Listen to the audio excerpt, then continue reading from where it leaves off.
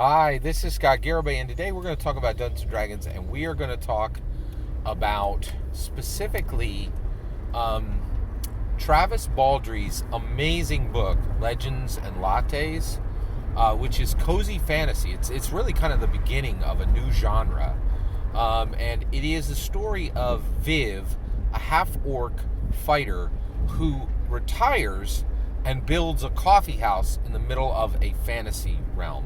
And the stakes are her building this coffee house and making this coffee house successful, right? There's no dragons that are going to be slain. There's no... the stakes of this are not saving the world or defeating some big bad villain. It's literally, I'm a retired adventurer and I want to build a coffee house and I want to make it successful, right? And there's this powerful lesson in this for every dungeon master and for every Dungeons & Dragons player. And what is that lesson? Well, at one point, Viv goes to this... She goes to the building she's going to build her coffee house in, and it's a livery. It's where they keep horses, right?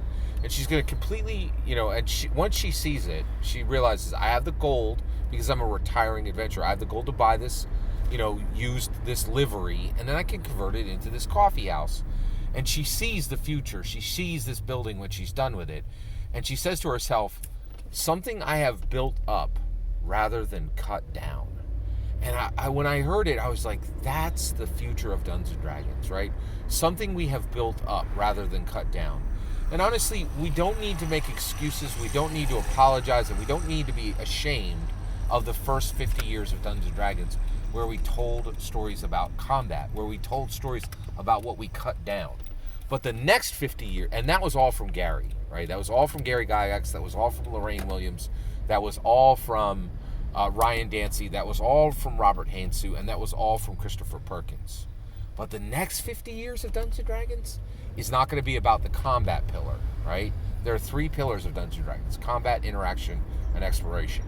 And the next 50 years, the most powerful, valuable stories in the world are going to be what Amanda Heyman pointed us to with one of the top 7 D&D canon hardbacks ever printed, which was Strixhaven, which opened up a new path and really opened the gate to the interaction pillar and said, let's start telling stories about building up, right? And the Strixhaven book allows you to tell the stories of students who are learning magic, adventurers who have graduated from Strixhaven and are adventuring with what they learned, or professors who are building up the next generation of caster, right?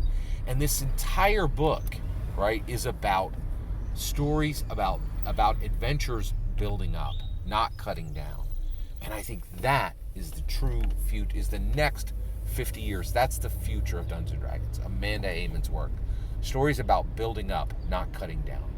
That's my humble opinion. What's important is when I get to hear your humble opinion. When you get in the comments and send your traffic, please consider liking, subscribing, and have a wonderful millennium.